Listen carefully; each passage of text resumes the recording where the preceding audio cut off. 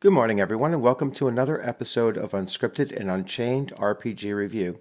I am DM Bloodworth, and as you can see, this is a continuation video for Caves of the Kobold Slave-Masters. This is an adventure for 4 Against Darkness. Just to briefly give you an overview of both the game and where my characters currently stand in the adventure. The game is 4 Against Darkness. It is a solitaire dungeon delving pen and paper game, which means basically you play it through with your 4 characters by yourself, and dungeons and encounters and treasures and traps and everything is randomly generated using a D6 system or a combination of a D6 system where you're using a D66 die roll, or just a straight up D6 die roll for both combat, for defense, for and then for the results on the various charts. So in order to play the game, you need primarily this core rulebook. You can see I've tabbed some of the quick reference areas that I can go to. I purchased the book, but I also purchased for the rule book. I also purchased the PDF, and that way I could generate full-sized representations of some of the charts and graphs in an 8.5 by 11. And doing that, I created a game screen for for playing through the game. So this gives you, this side here is the randomizing of the corridors and rooms that you would do in order to generate a map.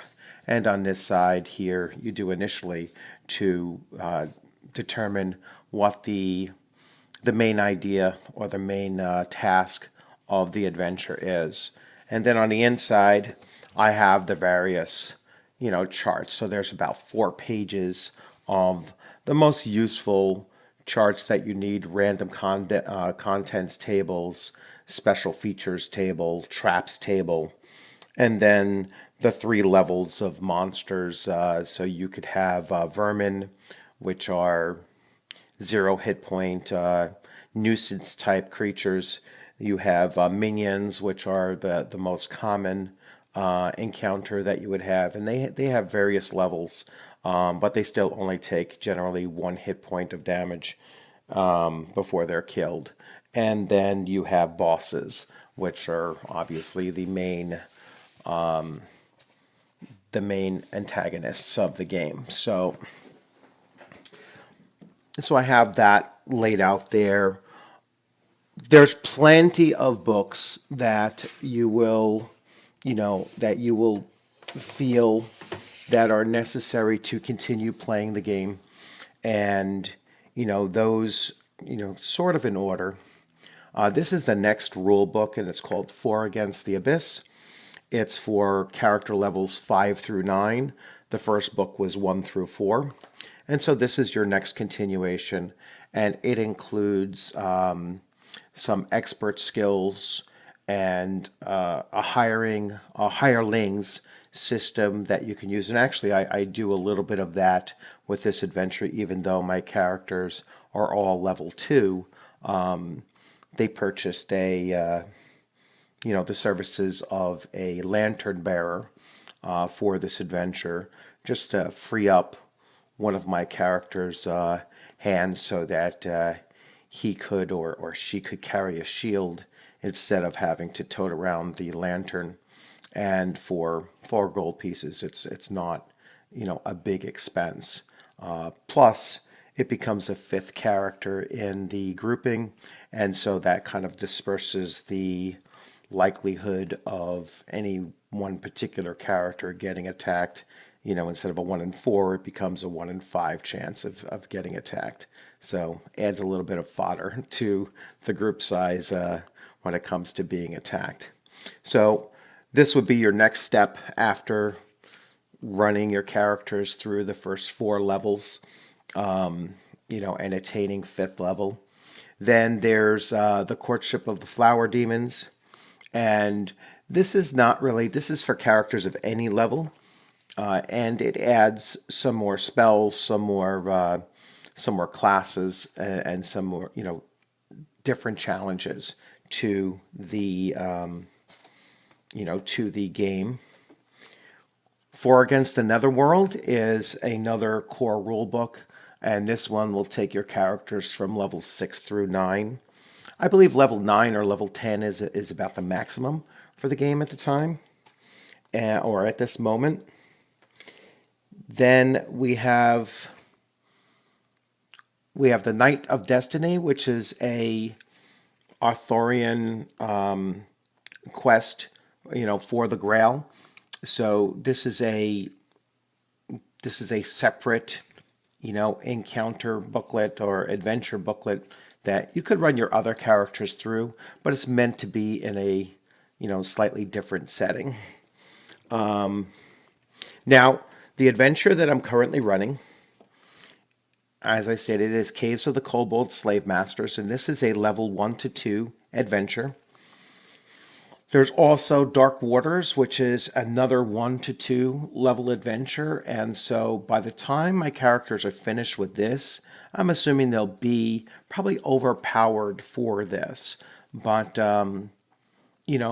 so I may run them through it and just have an easier task of it, or I might create a whole different group, because this one does introduce the swashbuckler class, and so I'd probably want to use that class in this book as well.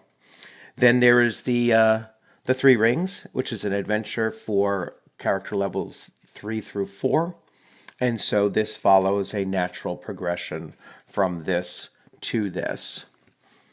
The Maneater is another adventure for levels 3 to 5, so you see it increases a little bit, and so that would be the next in line here. And then the Caverns of Chaos, which is levels 3 to 6. So I'm most likely going to run my group of 4 characters, if they all survive, obviously, through this progression of 4 adventures. Now, I do have several other books coming in. I believe another 5 of them. So there is quite a lot of these, small pamphlet-sized or, 40-page, 50-page size books. Actually, this one here is, the core books are roughly 100 pages or so. This particular one is about 60, 70 pages. So the books vary in size. The rule books obviously tend to be a little bit thicker and run about $7 or $8, as opposed to the adventure books, which run anywhere from $3 to $4 or $5 a piece. So there's, except for this initial one was about 11, I believe, and actually maybe this was as well. So the books vary in range, but everything under $15. And overall, the game is, in comparison to other role-playing games, after buying almost 10 books, I'm still, less than buying 2 rule books for, just about any other role-playing game out there. So, I'm going to continue on and show you some of the other things very quickly. So this is that randomized dungeon and room building tables that you would roll. And here the D66 roll is what you would use for this chart or this graphic here. And you can see it's an 11 through 66. So when you roll your 2d6, and I'll talk about these dice while I'm here, these are double-sided D6s. So it's really a D12 with 1 through 6 printed on it twice. And these you can get online fairly cheaply as well. I think I paid less than $2 for both of them. $5 including shipping. And actually, I got a third die thrown in there for the same price, so it was actually pretty cheap. So what I do is, my black die is always my 10s. my white die is my 1. So even just looking at this here, this would be room 41, and that's right here. And I would draw that on my graph paper as being the next room in the randomized selection. If it's a room, I would use this side of the chart. And if it's a corridor, obviously this side. Then I rolled a 2d12, which is rolling these 2 dice, and I would get 3. So if it was a room, there would be a trap. If there was a corridor, there would be a trap. So in this case, it's a trap on either side, and then you go through and see what the consequences are, rolling on the traps table to see if they succeed and get past it, and then if they get past it, then they could roll once on the treasure table. So, and the thing about these dice is that they roll better, a little bit smoother than D6s. They bop around a lot less, so they, just less chance of them popping all over the place. You can actually handle all 3 rolls at the same time. So when I'm rolling my 2d12, and then this becomes the next here. So it does cut down on the amount of rolling that you need to do when you use all 3 dice, at once. I've also found that you need a D4 for this, even though the rule book doesn't say it. If you're running with 4 characters, then and you want to determine randomly, which character is the one being attacked, and this could be in a corridor where there's only 2 possible. You could still choose between left or right using randomization. If they're in a room where they can be attacked from all sides, you'd have all 4. And in my case, because I've added the lantern bearer, I need a D10.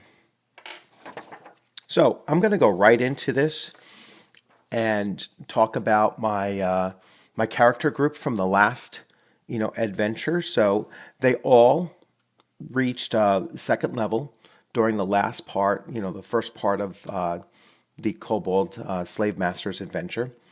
And the team is led by Tybor, who is a dwarf. Dwarf in this game is a character class, and have all of his stats modified. Because of the way the adventure ended the last time, and they had rescued 2 of the individuals they needed to, and I'll link that video to the end of this video so that you can go back and watch that if you haven't done so already. I actually have to update this. But because of that, they were able to purchase at a discounted price a bottle of holy water. They also discovered that their next part of their adventure, they may encounter a demon who is the kind of the driving force behind this, behind the Kobold Slave-Masters. And so the holy water is going to benefit them in that combat. Now, they could each purchase 1 vial of holy water at that discounted price of 20 gold pieces. So every member, and I actually have to write that there, every member has a vial of holy water. They also, because of their actions in the last adventure, picked up a magic sword, which one of the people they rescued could not continue in the adventure. He was too old to continue. And so if you had a warrior or an elf in the group, he would pass on his +1 sword versus undead and demons onto either the warrior or the elf. In this case, I have an elf. I don't have a warrior. And so the elf, took this, and the elf will use this weapon throughout this adventure. The weapon loses its properties if the elf rolls a natural 1 on any attack roll. And so, hopefully that doesn't happen during the course of this adventure. Another sheet that I found very useful, and you can get this on the, from the Facebook page of this, of 4 Against Darkness, is an encounters tally sheet. And every 10 encounters in 4 Against Darkness that your characters receive in one game session, the characters can make a level check. And if they hadn't already leveled up because they've successfully completed a boss battle and survived, obviously, and did a level check, then this is a second opportunity for them to make a level check if they were unsuccessful previously. You can only achieve one new level once per portion of an adventure, but you could receive potentially 2 chances at getting that if you've, fought a boss and, lost, missed out on gaining a level, or you've made 10 consecutive combat encounters and, you made it at that point. You can go up. So leveling at least once per adventure is kind of, a good probability in this game. So we're going to, until obviously the characters get higher level and then it becomes more difficult to make those levels. So I'm going to begin. And where we left off is that, and I have to get the adventure. So where we left off in the last adventure is, and I'm not going to give too many spoilers here, but the second chapter is called The Demons of Tharn. And so the characters know that they have to go to this next stage in their adventure. They know that they're potentially going to face a demon. They've purchased their equipment that they need, fully outfitted everybody, and now they're going to go to, the place where this encounter is going to begin. So the first thing I need to do is I need to roll on a d6 and determine what the entry level or the entrance room is going to look like. So this is the entrance room. Number 1 I rolled. And so I don't see why I need this V shape here. I'm just going to make a 2 by 1, 2, 3, 4, 5, 6, 7. A 2 by 7. So here's the entry door. And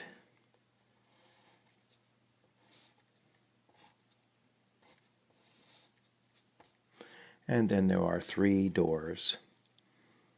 Almost like a game show, correct? So now they have the 3 doors in front of them. And actually, I can move this up over here. I'm going to use this as my rolling surface over here.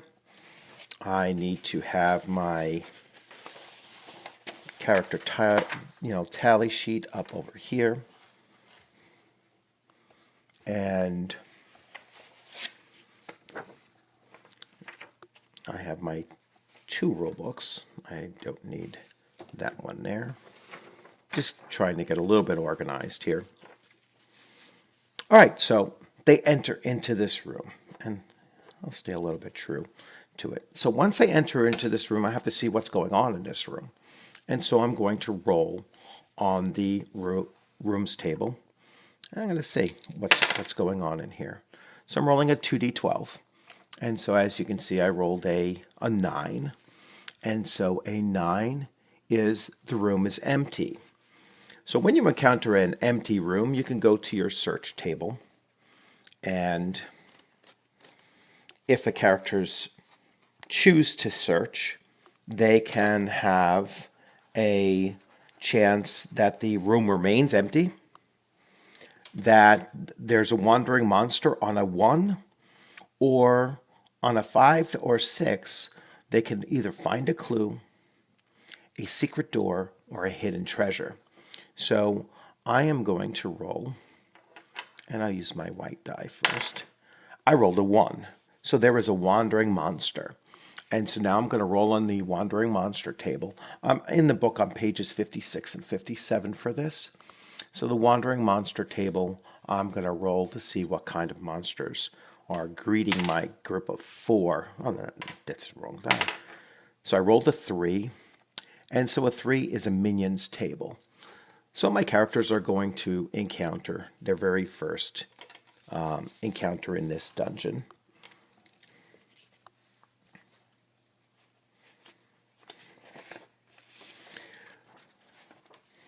So I have minions. Now, the book, this book here has a different set of encounters specific for this adventure. All right, and so I'm going to use the chapter 1 and 2 demonic minions table for this. And it's a d6 roll. So I rolled a 4. And so there are d6 plus 3 demonic kobolds, level 3 normal treasure. Their reactions are to flee if outnumbered. 2 to 5 is to fight, and 6 is to fight to the death. So now you can either let them react first, or your characters can react first. It's kind of the way the initiative works, is that if your characters want to try to bribe them, they can. If they want to try to, just see what their reaction is, I tend not to let them have that choice. I tend to just have my characters attack, especially since my group includes a dwarf, and dwarves never bribe. They're too greedy to ever give up with money instead of just attacking. And these are demonic kobolds, so we're just going to see how many there are. So d6 plus 3. So there is 6 of them. So they outnumber my party. So I am going to circle here under minion, or check off the minion. These are level 3. There are 6 of them. 1, 2, 3, 4, 5, 6. It means that you have to do 3 attack damage in order to kill one of them. And if your character rolls more than 3, if they roll 6, they will kill 2 of them. So these are fairly weak creatures. So, and since it's a large room, they're going to encounter all 4 or 5 of my characters entering into the space. And so this will play out as if everybody is involved. It's not a corridor where you're fighting 2 by 2. So the first thing is my dwarf is going to attack. All right, so he has a +4 versus goblins, even though that these are, oh no, I'm sorry, not goblins, kobolds. That's right. So he gets a +3 because these are kobolds, not goblins. And so he rolled a 5 plus 3, so that's 8. 8 is enough to kill 2 of these minions. All right, the other 2 are kind of lost in the action in between him slicing through both of them. And I keep track of how many each character actually kills of each type. So he's going to attack first, and he has. My barbarian, who has a +2 on his roll, is going to attack. And he actually did 8 points of damage. They're a level 3, so he is going to deal a killing blow on 2 of them as well. And you can see, minions are still fairly weak. They don't have very much, ability to sustain damage. My priest has only a +1. He's +2. If these were skeletons, he would have a +3. +2 against undead. But my priest is going to attack, and he rolled a 2. So he did not harm one of these kobolds. And finally, and I'm glad my elf didn't, because my elf would have lost the... my elf is going to get an additional +1 to his already +2. So he's going to have a +3. I'm hoping he does not roll a 1, otherwise his magic sword will lose its ability. And of course, He rolled the 1. So even though he killed one of them, his the sword didn't feel like his heart was truly in it. And so that's kind of a bad break on the very first roll. But hey, that's how it works out. Sometimes the dice are the ultimate arbiter of what happens in this. Oh,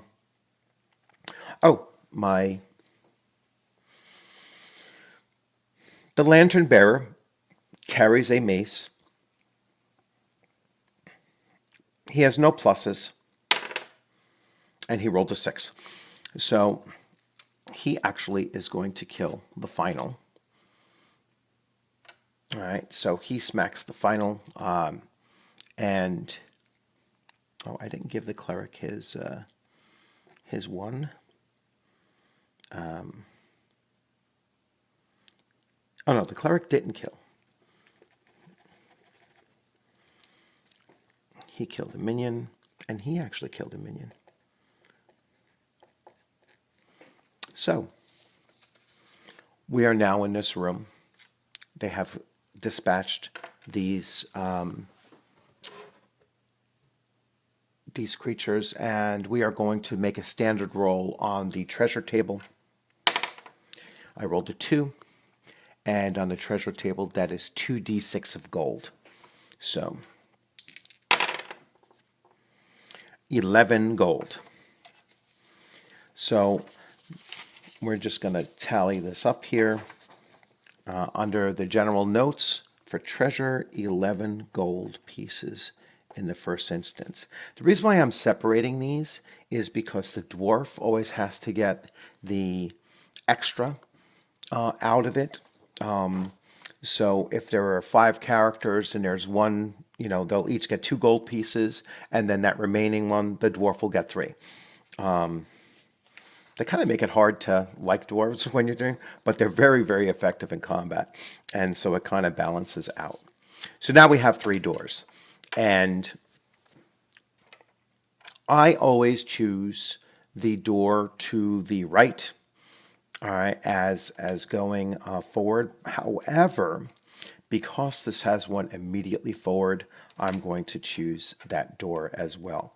We have to check to see if it's locked. It's going to be locked on a 1 or a 2. All right, so a 3. So it is not locked. Now I'm going to check on a D66 roll, and it's going to be a 35. So I look at the chart,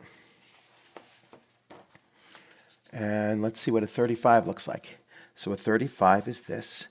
And so you have to configure it to match up where it will fit. So it is going to, I'm looking upside down now. So it's going to go 2 forward, 1 this way, and then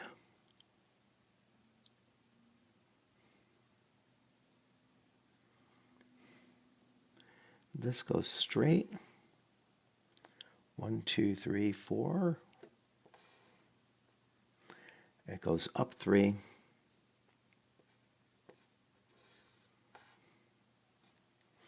So that's it. So there's not very much that can happen with this door. So the only thing I could possibly do is do that. Sometimes you have to fudge a little bit and create the possibility of something. Although this could be a dive down, but I'm not going to bother doing that and make a whole new level just for it to go downstairs. At least not yet. So now I got to check the room contents. They enter in. I rolled a 6. A 6 for a room is vermin table. So roll D6 on the vermin table. So the vermin table, this is only a minions table in the, in this adventure. They only have minions and bosses. So the vermin table, I go to the standard vermin table. And I'm going to roll a 1. And the 1 is 3d6 rats They're level 1, no treasure. Any character wounded has a 1 in 6 chance of losing 1 additional life due to an infected wound. Their reactions are a 1 to 3, they all flee, a 4 to 6, they fight. So 3d6 rats. Now these are vermin, so almost rolled that off. So that's 4. Actually, I had to, and another 6. So 10 rats. Second encounter. There's 10 of them. 1, 2, 3, 4, 5, 6, 7, 8, 9, 10. They're level 1. All right, so they virtually don't have much of a chance of hitting my characters with those. They will not get past their defenses of their armor unless unless my characters roll like a really, really bad roll. Like a falter or a fumble, I should say. So, and the count is 10. So, they're only 1 point. So for every point of damage my characters do, they're going to kill 1 rat.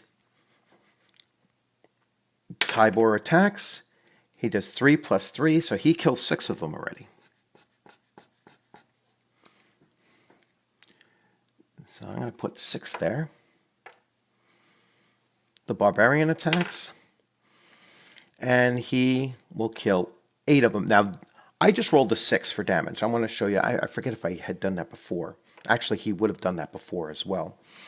When you roll a 6, it's called an exploding 6.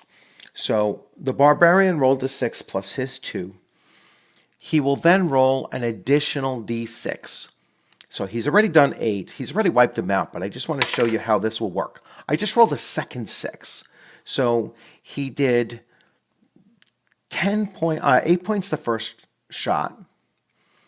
He just did an additional 6 points this second time. So he's done 14 points of damage so far. Now I'm going to roll again. And now an additional 5 points of damage. So 19 points of damage. Now, obviously, this is against vermin, so he's going to wipe them all out. But, this is massive damage that when you get these exploding dice rolls on even a boss, you're going to dish out most likely 3 points of damage. The boss is a little bit different than minions. 3 points of damage to them. That's in most cases enough to severely injure, if not kill, even a boss with just 1 attack. So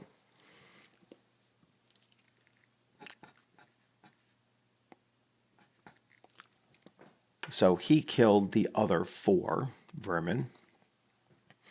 And I'm going to put a little star next to his name because I want to remember that he had some exploding damage, so very, dynamic attack. So vermin tend not to have treasure, but I'm going to double check, and there is no treasure here. So now they're in this room here. It's a nondescript room, not much in there. They're going to backtrack and come back over to this room. All right, now let's just see what happens with this door over here. We'll see if this door is locked. All right, this door is not locked. They open it up. If it's a corridor, it's just going to be a corridor to nowhere. But let's just see what it ends up being. So a 53 would be most likely. It is a corridor. I'm waiting for my screen. For some reason, my screen blanks out sometimes. So you see this 53 here. If I turn this around, this would be the general shape of it. And you can see that my initial instinct of doing this and this, kind of fits. So I'm not worried so much about that. There were 2 ways to get into this room. So they're going to come back over to this door. and see if this door is open. All right, so this door is not locked.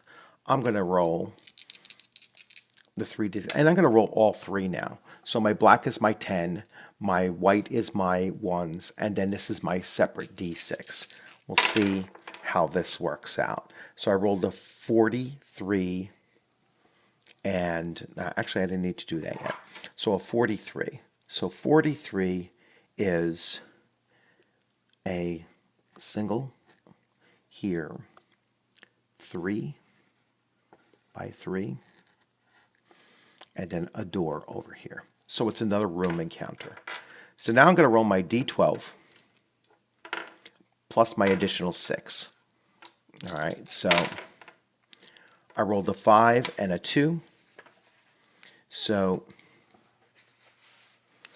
in the room, a 5 is an empty room. Roll d6 for special feature table.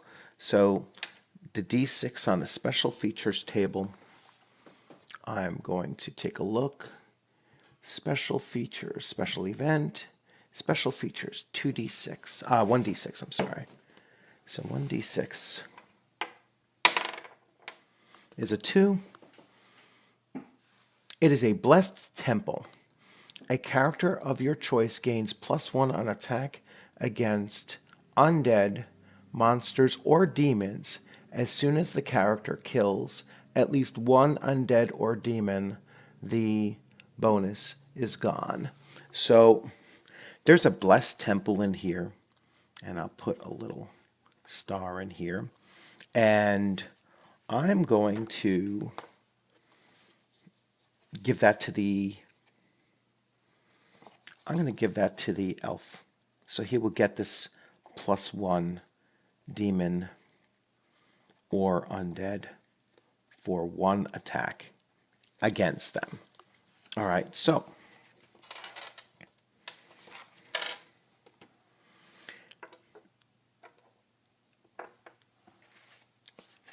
before we go through that next door, I want to check to see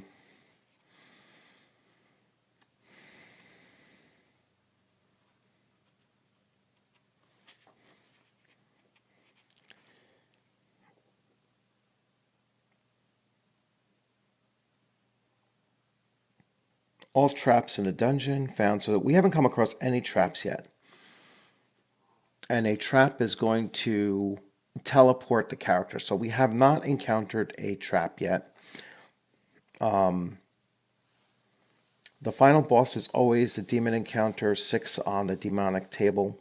So we haven't done that yet. For wandering monsters, roll on the demonic minions table. We've done that already. Party giving up on the dungeon, we haven't come across that yet. So there can be no blessed temples from the special features table. Okay. All right, so in this game, if you roll it, treat it as a cursed altar level 4 event instead. If you meet a healer, so we have to treat this as a cursed altar. So let's see, cursed altar. As you enter the room, you enter the glowing emanates from the sinister altar. A random character is cursed and has a -1 on his defense rolls. To break the curse, the character must either slay a boss monster alone or enter a blessed temple, which doesn't exist, or have a blessing spell cast on him or herself by the cleric. So, all right, so that's a different scenario. I knew there was something that was just sticking in my mind. So let's see which character is going to be cursed. All right, so that's actually the lantern bearer. So he's going to be a -1 on his attacks. Now, he's not really there to be a -1 on attacks, unless blessed. Now, my cleric is carrying 3 blessed spells, but he's not going to waste that on, quite frankly, the 0 level lantern carrier. So, fortunately, it worked out that way for them. Let's check this door. It's a 3. It is not locked. Now we're going to check to see what is there. An 11. That's not 11. That's a 65. a 65. A 65 is a corridor. That goes 3 forward. Let's see. Actually, it's 2 forward on this side, 3 forward on this side, then 1, 1.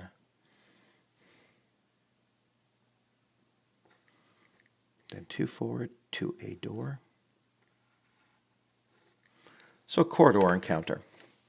So now I'm going to roll on the corridor, my 2d6 plus my d6. So that's a 6 and a 1. So 6 corridor vermin table. If they win, they get a treasure. So vermin table.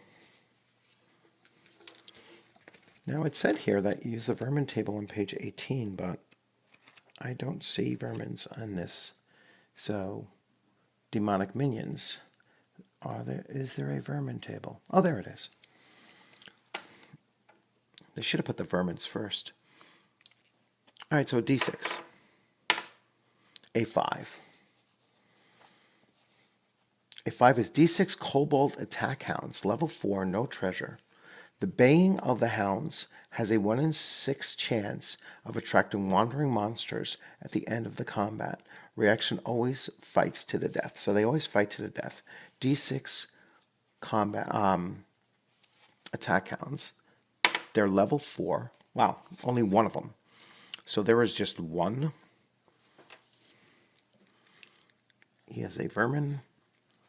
He is level 4. Okay.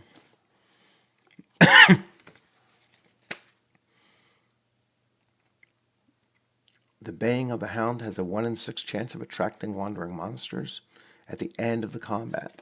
So let's see. My dwarf is going to attack. Now the marching order plays a role in here because the marching order is I rolled my green. The marching order is they're side by side. And so it goes the dwarf, the barbarian, the lantern bearer in the center, followed by the elf and the cleric. All right, so the dwarf dealt out a total of 7 points. All right, and this was a level 4, and so it does kill him. All right, you only have to beat the damage by 1 point above their level to do 1 point of damage. So minions and vermin only have their level score even. So 1 point above that kills them. Bosses sometimes have 1, 2, 3. I've seen as many as 6 or 7 points.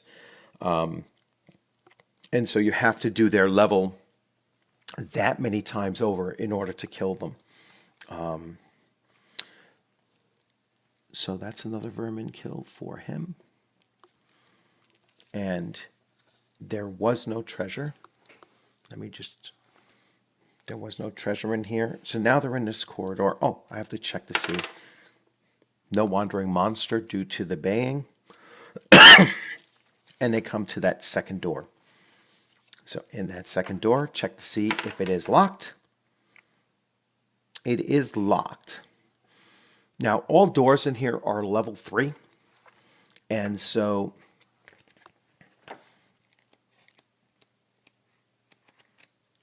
my characters can try to bash it, which it's just like attacking a roll. I always use my dwarf for bashing doors. Plus, I believe they get a bonus, but it's virtually impossible. That would be an exploding, by the way. So he did 8 points of damage to a level 3 door. He would roll the d6 a second time. He did an additional 1. All right. So, but like I said, so he defeated the door, smashed it open. I checked off that he had an exploding damage because I just want to keep track of those kind of things. And now we are going to check to see what's on the other side of this door. So we're going to roll. So far you could see the characters are advancing through. They've had 3 encounters so far. They've gone through a number of rooms. So 1, 2, 3, 4. This is their 5th room. And D66 is a 16. 16 is a long corridor, three long, finishing up in a room that is 2 and a door. All right, no door in the entrance, so I treat these when they're like this as a room encounter. All right, and we are going to see 2d6 plus the 6 roll. So these are my 2d6, so that's an 11. All right, I'm on the boss table. And I rolled a 6, and that's the final boss. All right, so that actually works out pretty well. So I have the final boss here. All right, and the final boss. So my characters are encountering this final boss all together without any reductions. So that's pretty cool. And let me get the final boss. So this, by the way, is the final boss. It's a pretty mean looking guy. All right. Let's see.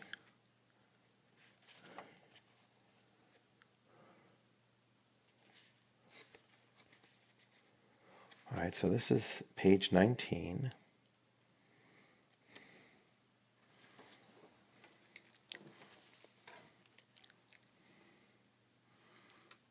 So boss. His level, he is a level 6. He has 10 life points. 1, 2, 3, 4, 5, 6, 7, 8, 9, 10.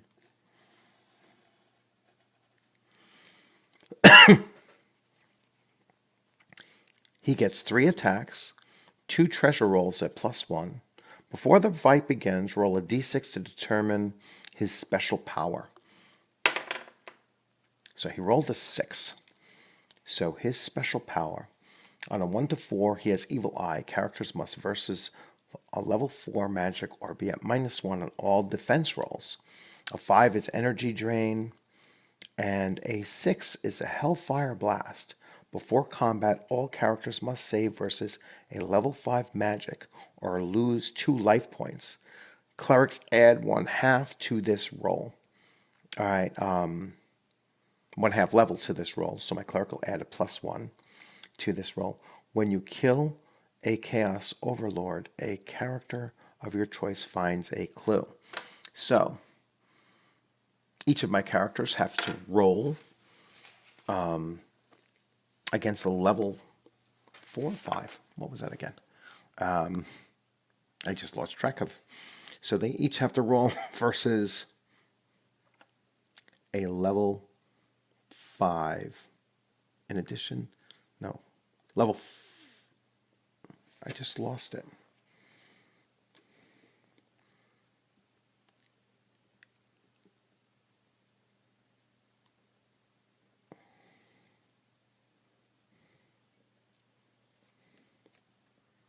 Oh, here.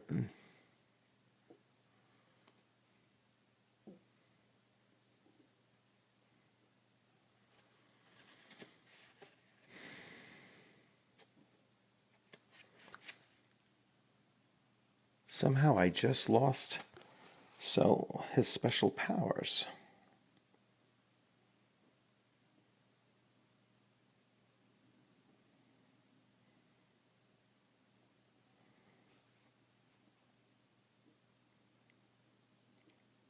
Oh, I split it between the Chaos Overlord and the Demon. So this is the Demon, not the Chaos Overlord. So he's level 6, 10 life points, 2 attacks, 3 treasures. If he kills any character, he will then attack 3 times per turn. If he kills a second character, he will attack 4 times per turn.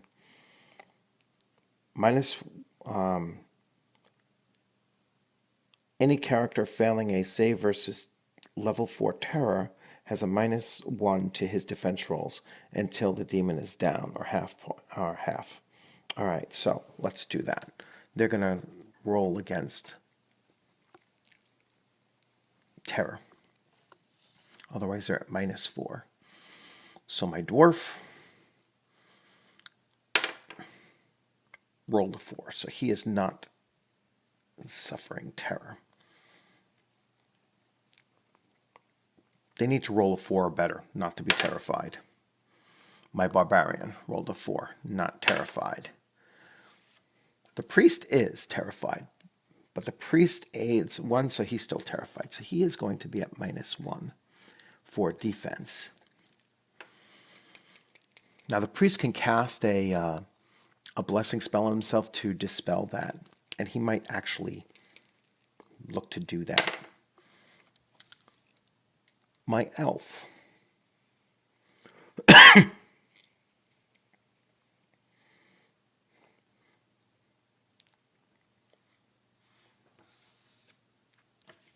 is going to be terrified, so the elf is at a -1.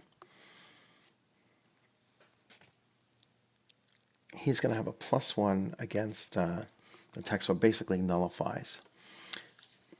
All right, so let's see how this works out. So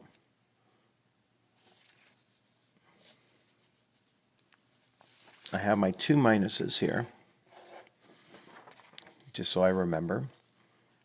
All right, dwarf is going to attack. The dwarf is at a +3. He needs to roll higher than a 6 to do 1 point of damage. Now remember, all of the characters have a vial of holy water, and the vial of holy water will do automatic damage. So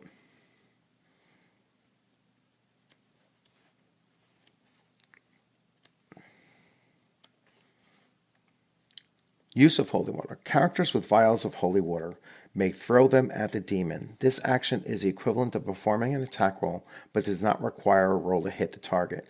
Each vial will automatically inflict 1 wound on the monster. In addition, if any demonic boss takes a wound from holy water, any cleric in the party will have a +1 to his attack and defense rolls until the end of the battle. All right, so all 5 of them have this. And so they're, in the first round, all going to launch their 1, 2, 3, 4, 5. So they just took him down at half, and the priest just negated his, so he's a +1 to attack, to hit, and a 0 to defense, because it just voided that out. So that's the first attack round. Now the demon is going to attack twice. He has 5 potential targets. So this is 1, 2, 3, 4, 5, 6. So he's attacking the priest, all right, with his first attack. And the priest has a +3 to his defense.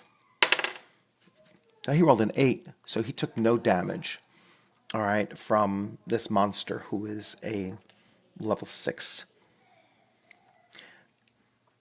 The demon's second attack is 1, 2, 3, 4, 5. So he put both attacks at the priest, and the priest rolled a total of a 6, which is even.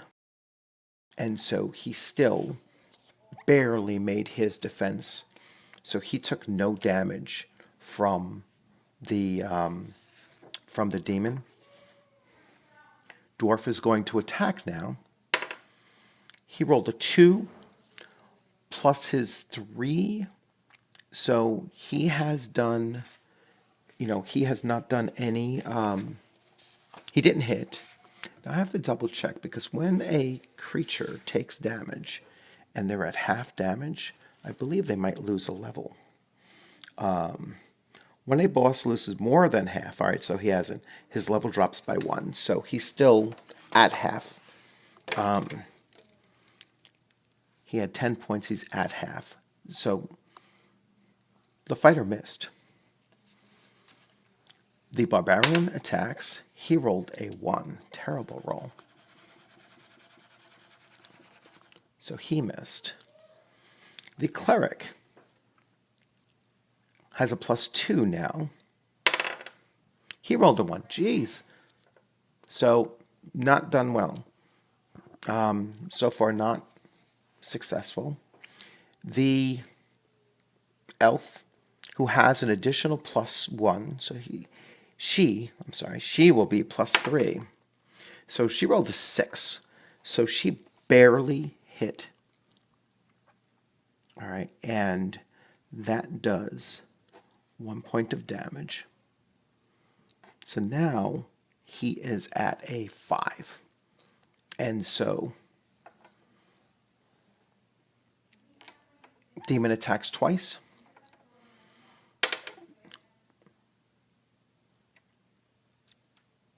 He moves on to attacking the, a 9 is going to be the torchbearer, the lantern bearer.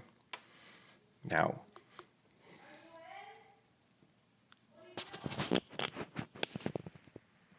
I'll be right down.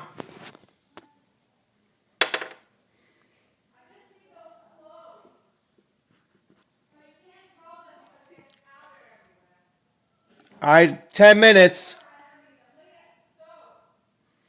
All right.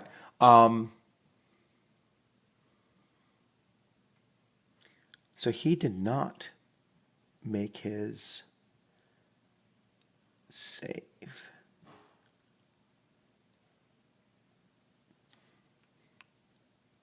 So he takes 1 point of damage.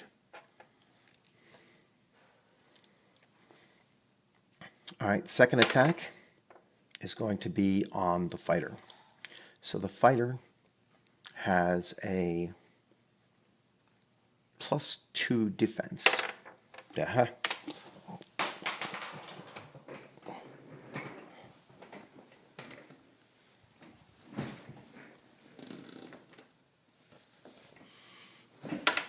Shit, again. Forget that die. A 2 + 2 is a 4. The fighter took a hit.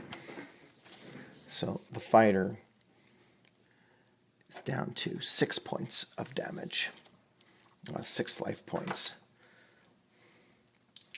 Character's attack. Fighter attacks. He rolled a 5 + 3, 8 points of damage. He does 1 point of damage to it. Barbarian attacks. He rolled a 1, he missed. The cleric attacks. He rolled a 3. He's at +2, so that's a 5, so he hit.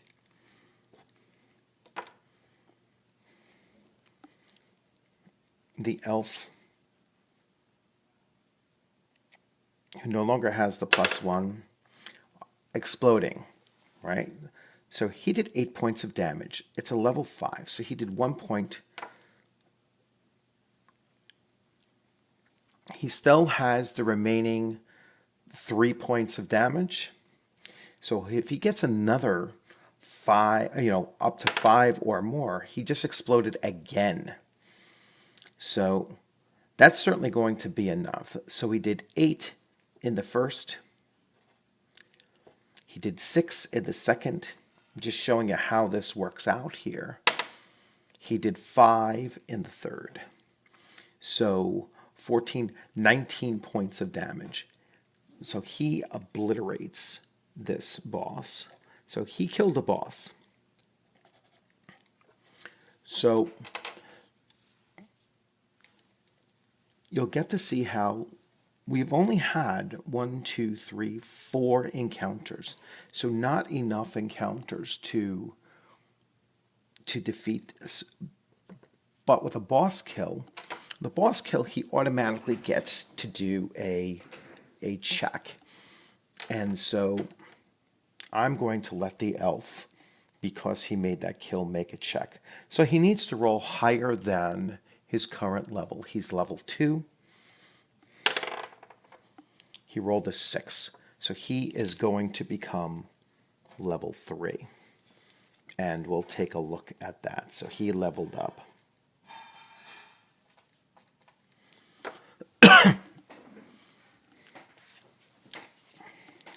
So we have defeated this demon. So let's see. Ending it. The chapter ends when your party or the demon are killed. All right.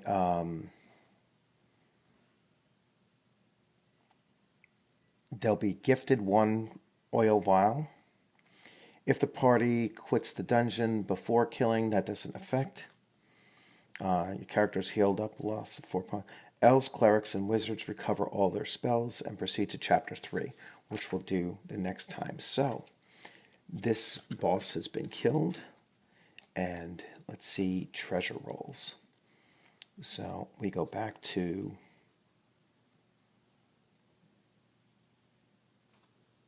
three treasure rolls at +2. So, we're going to roll a 3, a 7, and a 6. So treasure. Let's see if they have separate treasure in here.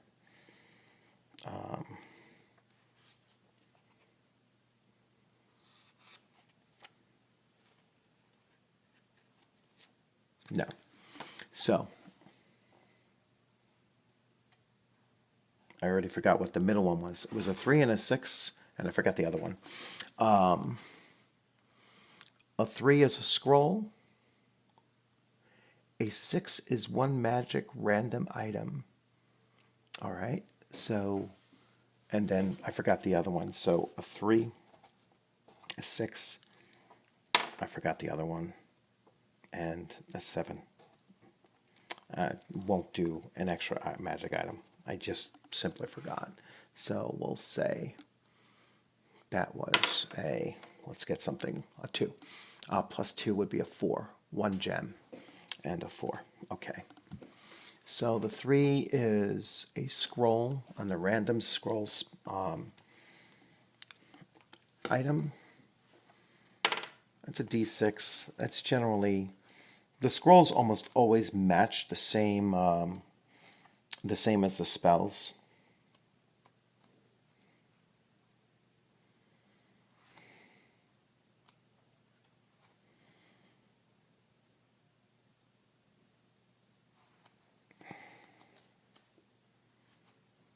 And a 1 is usually the first spells. So it's a blessing scroll. So a blessing scroll.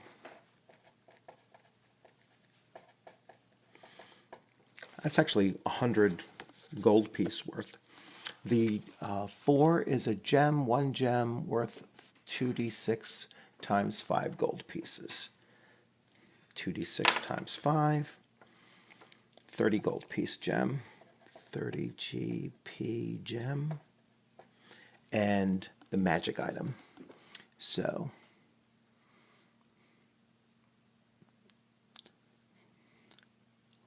one random magic item from the magic treasure table below. Okay, so a 4 is a magic weapon. Gives a +1 to the user.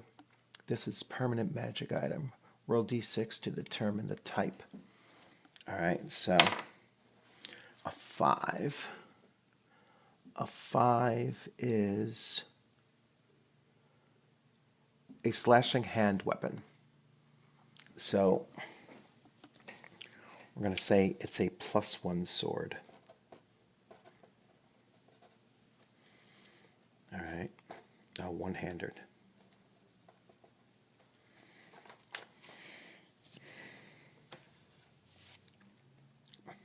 And that is likewise going to go to the elf maiden, since she is the one that killed the that killed the demon. So I'm going to do a little wrap up here. Let that get into focus. So as you can see, I mean, the system really does work pretty well. And, there is some, rolling that has to be done, and sorting through some of the charts and everything. But you can see how short this actually is. You can do an entire session or a section of an adventure or a totally randomized adventure in about 30 minutes to a half hour. I could continue going forward through this and see what else is in this place, but I'm going to stop it here because they have completed the final boss for this adventure, and they're going to head back in and gain whatever other additional rewards that they're going to do or receive. Plus heal up, because some of them did take some damage. But I hope you enjoyed this video, and if you have, please hit like. If you have any questions or want to make any comments, please put in a comment. Comments allow me to respond to those comments, and take your suggestions or give additional advice about the game. And once again, if you haven't subscribed, please consider subscribing. I hope you enjoyed this.